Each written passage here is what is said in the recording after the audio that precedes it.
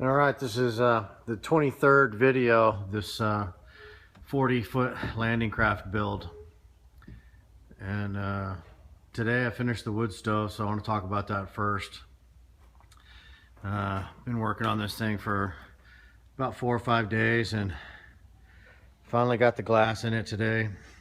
And like I said in the other video, I showed this thing a little bit because this is gonna go in the boat. It's the only reason why this is kind of on this video also. But this thing has 3 air systems on it. It's got a primary there, it's got an air system in the door right there, and then it's got a secondary air system that comes up the back of the stove and across the top. I showed that in the previous video. But finally got this thing painted today, and I got the glass in it. I put the round on the top because obviously it's going in a boat and I don't want my big pot of hot water to fall, you know, off the stove. I put this piece on the back so that the air will come up the front and kind of convection and come across. But yeah, like I said in my other video, I looked at YouTube for like 2 weeks on videos on, you know, building wood stoves, and probably by far the best wood stove I've ever made. Just really happy with it. Really like the way I did the bottom. Just let that sheet run long instead of just putting you know, just shitty little pipe legs on it. You know, this looks a lot classier. So the other video I showed, it's got about a 6-inch circle there that comes out, and then you can, you know, put your pot right on that and get access to, you know, a lot hotter flame, a lot more heat.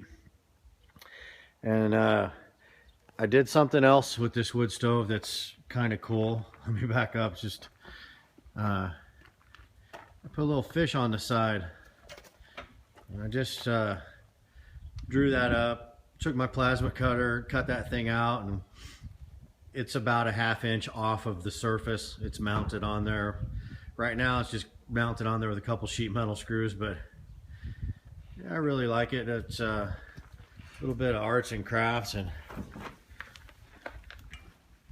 just drew that picture up and cut it out with my plasma cutter. I see a lot of that kind of artwork now, and I've been wanting to do a little bit of it.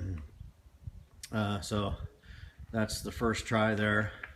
And then on this other side over here, we got the fish over there, and on the other side over here, I did a bear. And you know, it's like a black bear or a grizzly. And I actually had to go online. I punched in how to draw a bear, and got quite a few websites that kind of showed it. Basically, I just looked at the drawing that they had, and I just kind of, you know, with the pencil, I just kept drawing and erasing and drawing, and then finally got it what I wanted. But it's pretty cool. I was gonna do 2 fish, and then I just started thinking, you know, why do 2 fish? Do a bear. And it came out pretty good.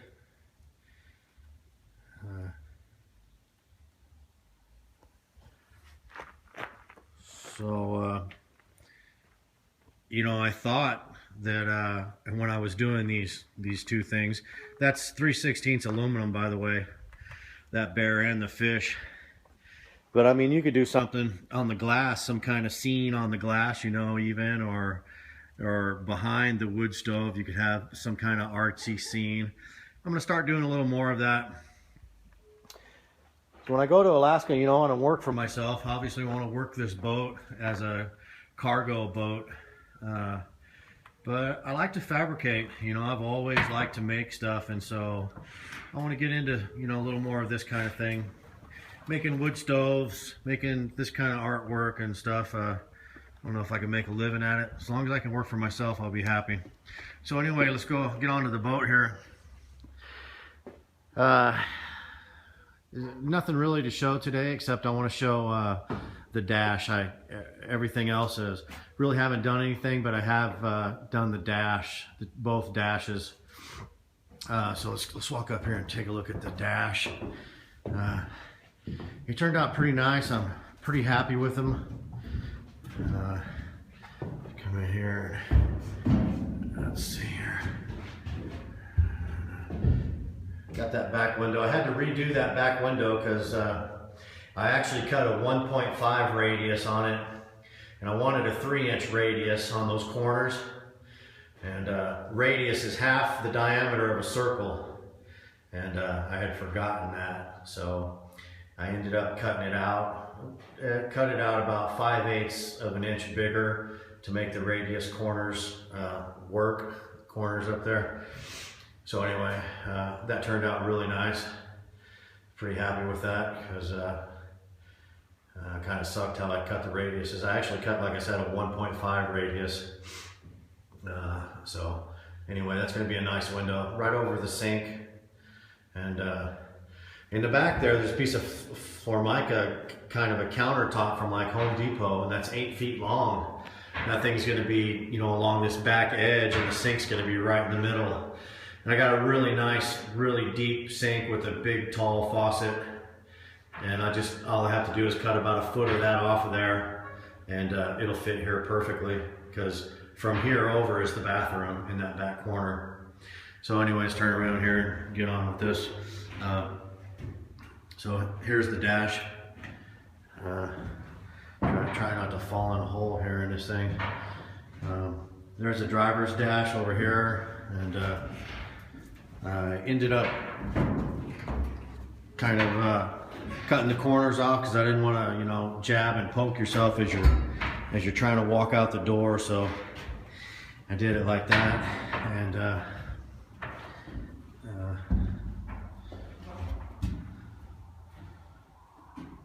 pretty happy with it. I left a little hole right there where you can bring in the wire and stuff. Right there's a little hole, little slot. And then this one over here did the same thing, except I put a bottom on this one.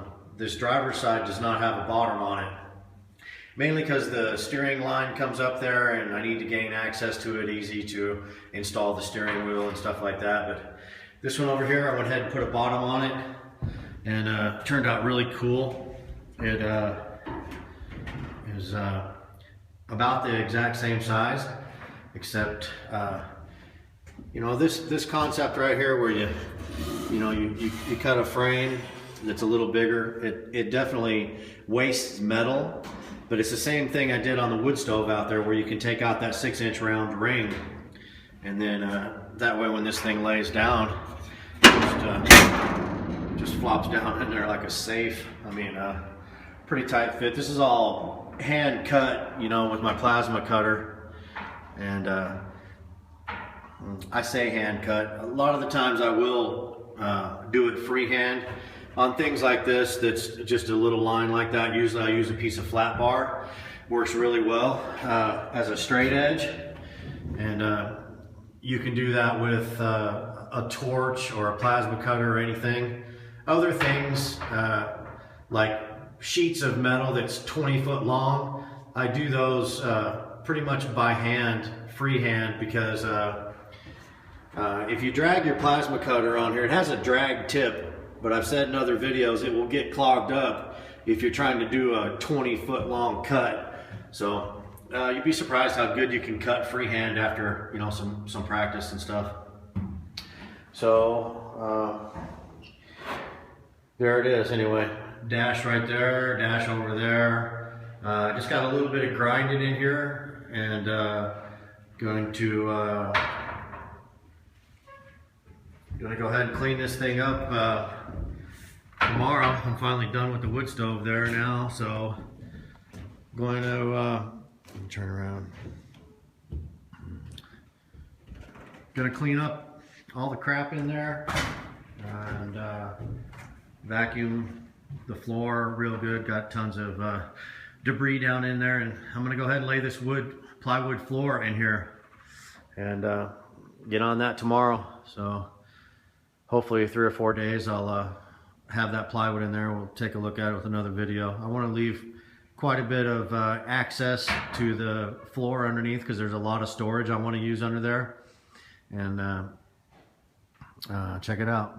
So take one more look at the bear here. yeah, pretty happy with the way the wood stove turned out. So pretty awesome. Anyway, thanks for watching. Appreciate it.